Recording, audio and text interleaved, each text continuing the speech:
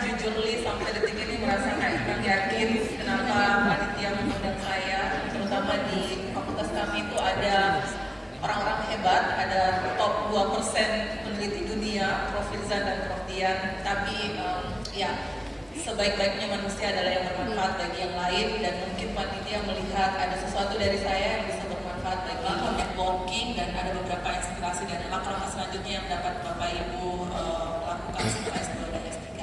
Next. Jadi sebenarnya seperti yang disampaikan tadi dari beberapa pembicara, sebenarnya yang paling penting adalah kita mempertahankan profesionalisme dan tentu saja harus hormat, respect, karena kadang itu yang akan membantu kita dalam menjalani kehidupan pasca sarjana kita. Jadi dengan kita hormat baik kepada pembimbing maupun sama teman lab, itu bisa membantu kita menjadi lebih terbantukan di penelitian atau bahkan nanti di publikasi, atau bahkan kedepannya bisa menjadi networking kita selanjutnya. Kemudian tadi benar bahwa yang disampaikan Pak WX1 dan Bu Risma, kita harus tahu kebijakan-kebijakan kampus, apa target-target, deadline-deadline yang harus kita penuhi tenggat-tenggatnya. Sedikit cerita, di Korea juga itu kami S2, itu saya dulu ngambilnya by research dan by course, jadi S2, S3 itu masih kuliah dulu, dan kami memang mahasiswa internasional itu didampingi sama teknik. Jadi kita sudah dikasih tahu ada berapa SKS yang harus dipenuhi semester ini, kapan ujian kompre, kapan harus seminar proposal dan sebagainya. Tapi ingat bahwa responsibility-nya itu ada di tangan Bapak Ibu, jadi pembimbing dan sebagainya itu tidak bertanggung jawab, tapi kita yang harus bertanggung jawab untuk kontrak supaya kita bisa lulus tepat waktu. Kemudian saya rasa yang paling penting itu adalah persisten dan konsisten. Kemudian manage atau balance antara kehidupan akademik dengan kehidupan pribadi ya. Jadi saya memang juga tidak bisa mengatakan bahwa harus balance 8 jam misalnya, kerja 8 jam istirahat, tidak. Kadang memang kita harus fleksibel, terutama di kami farmasi itu yang memang notabene-nya adalah berbasis lab, itu kadang harus menghabiskan waktu yang banyak di lab karena memang melakukan pengamatan dan sebagainya. Tapi saya selalu berprinsip bahwa I won't let myself suffer. Maksudnya jika saya sudah memenuhi tenggat-tenggat itu, saya akan treat diri saya, misalnya beli buku di Papyrus. Saya merasa beli buku di Papyrus yang mahal itu adalah treatment untuk diri saya, atau mungkin makan sushi atau apa. Jadi itu yang saya maksud dengan balance. Kemajuannya kita sudah sampai mana. Terus sudah itu yang paling penting itu adalah kita menggunakan resource kampus. Jadi baik perpustakaannya, apalagi sekarang Universitas Hasanuddin, Bapak Ibu, teman-teman sekalian, itu perpustakaannya sangat bagus sekali. Kemudian tadi dengan membalance antara kehidupan akademik dengan kehidupan pribadi, kita juga itu menjaga kesehatan mental kita. Jadi tolong juga manfaatkan tadi bimbingan dan konseling yang ada di lantai 1 Perpus Unhas. Kemudian ini yang salah satu juga penting adalah disiplin. Saya rasa disiplin itu penting sekali. Jika kita disiplin sama diri kita, kapan kita harus kerja, kapan kita harus istirahat dan sebagainya, ya apapun yang kita kejar itu bisa tercapai. Saya rasa ini di Korea ini yang menarik, ada namanya Ciki-ciki Baekjeon Bulte, artinya know your enemy, know yourself. Jadi tahu musuhmu, tahu dirimu sendiri, bahkan kita tidak akan terancam bahkan di 100 pertempuran.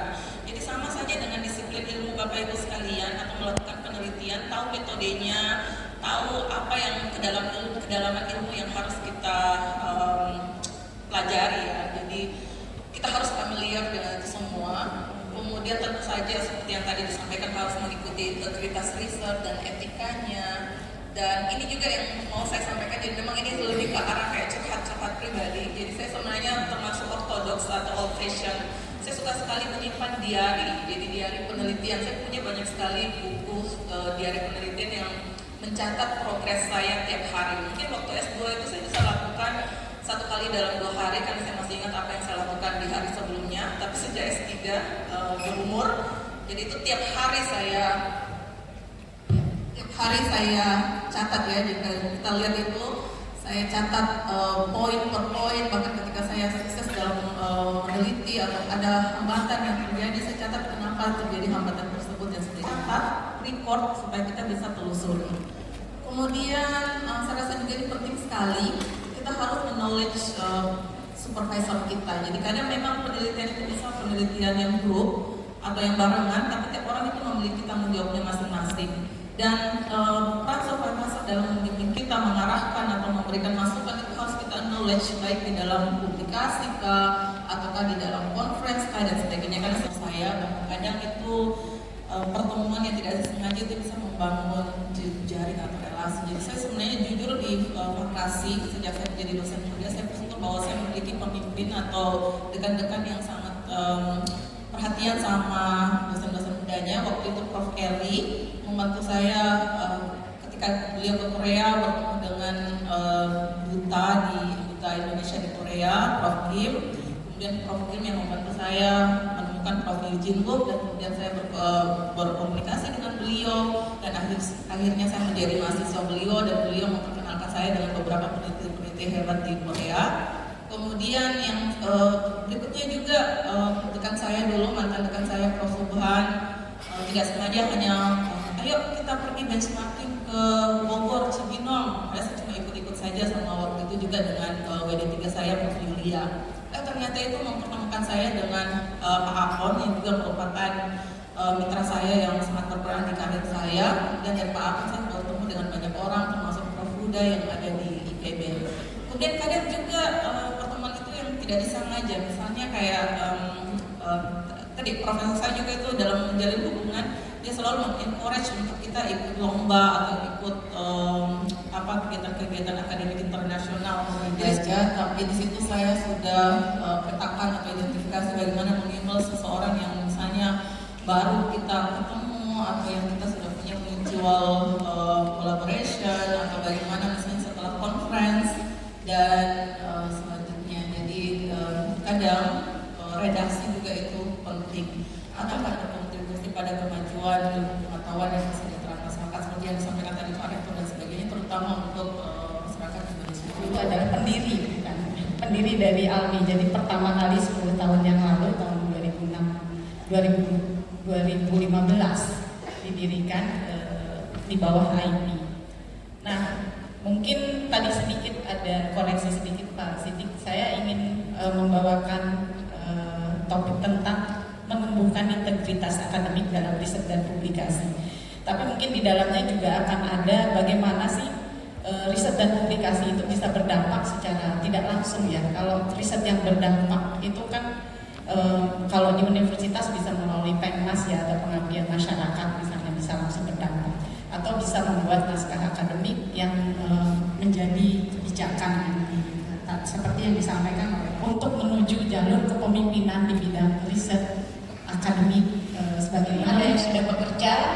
Berapa banyak yang sudah bekerja ya oleh Pak Rektor, Pak Wakil Rektor, bahwa diharapkan kedepannya UNHAS ini menjadi World Research University ya. Jadi diharapkan kedepannya akan lebih banyak riset yang dilakukan, dan itu akan dilakukan oleh para mahasiswa pasca sarjana. Pada khususnya dalam proses riset itu juga ada berbagai proses yang harus dihadapi ya. Ada melakukan uji coba, percobaan. Kalau mungkin yang ilmu sosial misalnya harus berangkat ke masyarakat. Kalau yang teman-teman di lab seperti farmasi atau protokol ya. Kemudian ada juga yang menerima hasil risetnya. Lanjut, untuk sebetulnya apa sih dasar penyelidikan ilmiah atau scientific inquiry ini? Dasar dari scientific inquiry ini adalah lebih pada pengamatan. Jadi teman-teman di sini harus, tadi kalau Mbak Hasni bilang banyak mencatat, tapi juga banyak mengamati. Pengamatan pada fenomena alam, fenomena sosial itu sangat penting sebagai skill yang penting dimiliki oleh mahasiswa pasca sarjana. Jadi untuk mendapatkan ide riset kan tidak mungkin datang begitu saja ya. Anda harus mengamati apa yang diamati, fenomena-fenomena di masyarakat. Misalnya ada kelompok masyarakat yang anti vaksin misalnya. Wah, ini kenapa? Apakah vaksinnya bermasalah? Nah, mungkin yang dari kedokteran atau biomolekuler bisa melihat dari sisi vaksinnya, kemudian dari ilmu sosial bisa melihat dari sisi relatannya dari masyarakat itu apa sih. Jadi proses multidisiplinerinya itu di situ. Ada ada transfer of ideas antara teman-teman di disiplin ilmu alam, disiplin ilmu kedokteran, ilmu engineering dengan teman-teman di ilmu sosial. Jadi harus ngobrol memang. Jadi tidak bisa hanya bergaul dengan satu disiplin saja. Tapi kalau bisa sudah mulai lintas disiplin. Apa yang salah ya? Apa pertanyaannya yang salah, hipotesisnya yang salah, atau metodenya yang salah? Itu akan terus dilakukan diulang-ulang dengan hasilnya. Kalau misalnya saya melakukan uji coba dengan cara ini, oh ternyata hasilnya begini. Tapi ini bukan hasil yang saya harapkan. Kalau begitu silakan dicoba lagi dengan metode yang berbeda. Itulah proses riset yang rigorous ya, yang dinamakan proses riset yang rigorous. Dan kalau misalnya ada constraint waktu, saya ini harus selesai dalam 3 bulan. Dan kesimpulannya, kita tidak boleh di-drive oleh kesimpulan, saya harus kesimpulannya seperti ini. Karena kalau kita di-drive oleh kesimpulan, bisa jadi yang terjadi adalah fabrikasi data atau fabrikasi risetnya. Data atau kesimpulannya yang tidak ada, data yang tidak ada, itu jadi diada-ada. Kemudian lanjut. Nah, apa sih yang dinamakan integritas akademik? Saya pikir ini tema yang sangat penting ya. Tadi juga sudah banyak dibahas atau disinggung oleh Pak Rektor, Pak Warek, dan yang lainnya juga. Bahwa integritas akademik adalah bagaimana kita melakukan kerja akademik dengan menjunjung tinggi kejujuran, keadilan, penghargaan, dan tanggung jawab dalam belajar, mengajar, dan dalam riset. Mengapa ini penting? Kalau teman-teman menegakkan integritas akademik, itu yang berimpak adalah kredibilitas kita sendiri.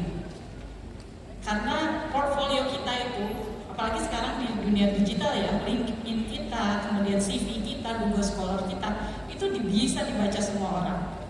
Kalau di dalam Google Scholars kita, dalam LinkedIn kita, atau dalam CV kita yang bisa diakses semua orang itu ada riset-riset yang salah, misalnya ada publikasi-publikasi tadi yang di jurnal yang discontinued atau jurnal yang predator, itu sebetulnya mengganggu kredibilitas kita, mengganggu kredibilitas Unhas juga ya, ke depannya. Nah, tadi disampaikan Pak Rusli ini ada integrity index gitu. Itu salah satunya disumbang oleh publikasi-publikasi yang tidak bereputasi. Ketika kita sebagai individu tidak melihat impact itu secara langsung, sebetulnya apa yang kita lakukan itu berimpak pada diri kita sendiri maupun kepada universitas tempat kita belajar. Jadi itu yang harus selalu ditekankan. Lanjut, prinsip dari integritas akademik itu ada 7, yaitu kejujuran, honesty, kepercayaan atau trust, keadilan atau fairness, penghargaan atau respect, tanggung jawab atau responsibility, dan keberanian atau courage. Dan ada beberapa bentuk pelanggaran akademik. Lanjut, yang ini sudah dirangkum oleh teman-teman di Akademi Ilmuwan Muda Indonesia ya. Ada manipulasi data riset misalnya, kemudian fabrikasi data riset, falsifikasi data riset, plagiarisme, kemudian misrepresentasi kepengarangan, intervensi riset, kolusi pengarangan atau authorship. Mungkin teman-teman sudah banyak mendengar juga misalnya soal ghost authorship misalnya. Beberapa waktu yang lalu pernah juga tuh di satu universitas misalnya ada tesis S3 yang ternyata digugat gitu karena sebetulnya bukan dia yang menulis. Nah, itu juga banyak beberapa kejadian, beberapa kasus ada. Kemudian gift atau guest authorship itu harus hati-hati juga ya. Tadi yang disampaikan Mbak Hasni, kalau memang dalam lab itu memang pasti semuanya memiliki kontribusi ya. Tapi ada juga misalnya yang karena hormat kita masukkan saja. Nah itu sebetulnya dia ada di batas boundary etika yang mungkin kurang proper ya, kurang layak. Tapi harus diperhatikan juga. Kalau memang ada berkontribusi ide, bahkan satu kalimat pun memang harus bisa melihat lebih jauh dari yang lain. Itu karena saya berdiri di atas pundak para raksasa. Pundak para raksasa ini siapa sih? Itu adalah para ilmuwan-ilmuwan sebelumnya. Mereka yang sudah menulis, sudah melakukan penemuan, sudah melakukan riset-riset, tapi mungkin belum sampai pada temuan yang penting, tapi mereka sudah membuat fondasi, dan itu yang disebut sebagai pundak para raksasa. Misalnya saya sebagai orang hukum, saya mungkin berdiri di atas, Anda juga telah menjadi bagian dari warisan pengetahuan atau scientific legacy. Tadi juga Mbak Hasni sudah menyampaikan ya. Tapi di situ Anda harus bisa mengakui penemuan asli, misalnya ada ide-ide atau teori-teori atau konsep yang sudah ditemukan, itu Anda harus recognize.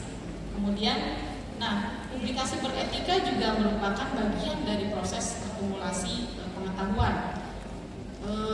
Akumulasi pengetahuan ini juga saat ini ya di dunia sekarang ya, di industri 4.1, 4.0 atau dunia digital, ini menjadi sangat penting. Kenapa?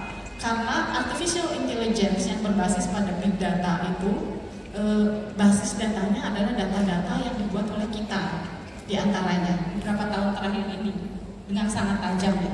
Misalnya ini di kedokteran, tapi kalau ada bisa kita lihat tren ini terjadi mulai dari 2015-2016. Misalnya kemudian meningkat lagi di tahun 2020-an. Ini misalnya di bidang keilmuan kedokteran. Lanjut lagi Mas. Yang ini, oh ya ini bidang keilmuan kedokteran ya. Nah, yang menjadi untuk bidang keilmuan lain bisa dilihat di OECD ya. Data OECD ini kemudian sebetulnya menimbulkan kekhawatiran juga, apakah jumlah publikasi yang ribuan dalam setiap tahunnya itu adalah semuanya berkualitas, atau yang kemudian menarik penulis-penulis yang sudah meninggal misalnya, tapi high indexnya masih tinggi gitu, cuma untuk menarik sitasi. Kemudian juga ada pencatutan atau unauthorized authorship. Nah, lanjut. Nah, mungkin terlalu kecil ya. Di sini saya kasih dua contoh. Jadi ada satu artikel, judulnya Antioxidant Activity Assay of Alpha Mangosteen Amelioration of Kidney Structure and Function in Diabetic Mice. Kalau menurut teman-teman ini pasnya ada di jurnal apa?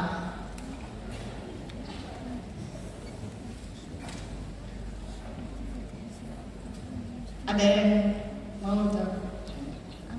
Farmasi atau mungkin kedokteran ya, mungkin ya berkaitan. Tapi bisa dilihat di atas, mungkin terlalu kecil ya. Di atas itu ternyata dia dipublish di Advance in Social Science, Education and Humanities Research. Ya, itu dari situ saja terlihat kan, ini kok begini gitu. Kalau kita kritis nih. Jadi ini tidak hanya berimpact pada si penulis loh. Penulis kan ketika kita melihat ini juga, kok orang ini kok publishnya di jurnal Social Science tapi tentang diabetic mice misalnya. Ini kan jadi aneh. Lanjut, yang ini juga sama, misalnya proceedingnya tentang climate change, tapi dia menulisnya tentang animal anatomical pathology and radiology appearance of ballistic wound dan sebagainya. Jadi kalau ini dipublish di jurnal yang tidak tepat, itu juga akan mempengaruhi reputasi kita. Jadi itu perlu diperhatikan sekali. Lanjut. Nah, apa sih impact dari riset dan publikasi yang tidak bereputasi? Ini sudah banyak catatan-catatan ya. Jadi dunia global ini sudah mulai banyak khawatir dengan semakin banyaknya fraud di dalam scientific papers. Nah, ini impactnya terhadap dunia ilmu pengetahuan adalah dia akan mengkontaminasi data ilmiah. Data-data ilmiah yang tadi sudah dikumpulkan dengan benar, dengan hasil kerja keras para ilmuwan sebelum kita, kemudian dikontaminasi oleh data-data yang didasarkan dari hasil riset yang salah atau hasil riset palsu.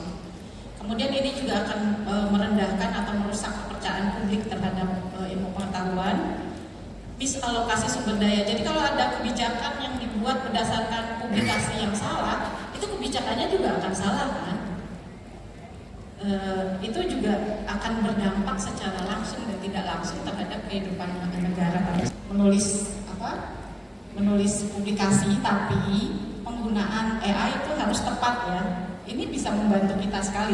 Beberapa waktu yang lalu Almi misalnya mengadakan workshop artificial intelligence untuk belajar mengajar di universitas. Dan banyak sekali aplikasi yang memang sangat bermanfaat untuk membantu kita dalam menulis atau melakukan analisis riset misalnya. Dan kalau teman-teman mungkin mengikuti, tahun 2024 pemenang Nobel Kimia itu juga dibantu oleh AI. Jadi tidak perlu juga kita menjadi alergi terhadap AI, tapi harus digunakan dengan hati-hati. Jadi jangan sampai dia mengerosi daya pikir kritis kita. Jadi AI misalnya dapat membantu meningkatkan proses review sejawat. Misalnya kalau kita sudah punya manuskrip, bisa tuh pakai Grammarly misalnya untuk melihat grammarnya yang salah itu di mana, kemudian cara meningkatkan readability atau keterbacaan dari artikel bahasa Inggris kita. Juga dapat membantu kita menemukan referensi lanjutan. Misalnya beberapa aplikasi AI dapat membantu membuat ringkasan literatur ya, membantu ringkasan literatur, menganalisis literatur. Ya sekali lagi tetap diperhatikan analisis kita, daya pikir kritis kita tetap jauh lebih baik dibanding AI, karena AI itu dasarnya adalah apa yang dinamakan parrot stochastic, atau dia cuma ngomong aja gitu, hanya bisa mengkategorisasi informasi, tapi sebetulnya lack of meaning, jadi maknanya itu tidak terlalu ada. Jadi tetap harus kita sebagai manusia yang melakukan analisisnya. Dan juga membantu keterbacaan dan format. Sebagai penutup, nah sekali lagi mungkin saya ingin ingatkan dan mungkin mengucapkan selamat juga ya, sudah ada di Universitas Hasanuddin, Sekolah Pasca Sarjana.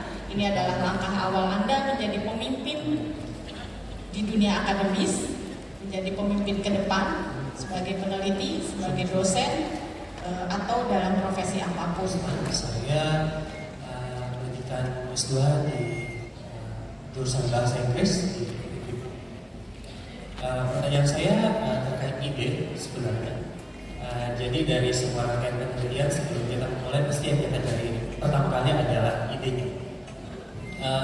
Salah seorang dosen saya di S1 itu pada mata kuliah research methodology itu menyampaikan bahwa topik penelitian itu menentukan lama sebentarnya sebuah proses kuliahan. Kemudian dia mengkategorikan untuk peneliti skripsi, tesis dan seterusnya itu sebagai peneliti idealis dan realis. Idealis itu adalah peneliti yang berangkat dari topik yang hebat tapi mengambil waktu yang lebih banyak. Kemudian realis adalah sebaliknya. Yang mungkin saya mau tanyakan hanya terkait perspektif saja. Untuk Bapak Ibu di depan saya yang hebat, yang sudah S2, S3 dan seterusnya, dalam menentukan topik ini, apalagi untuk orientasinya kita adalah orang yang ingin menjadi seorang akademis begitu. Untuk perspektif dari Ibu Nur Hasnani, Ibu Lilis dan Pak Dian Sedik juga kalau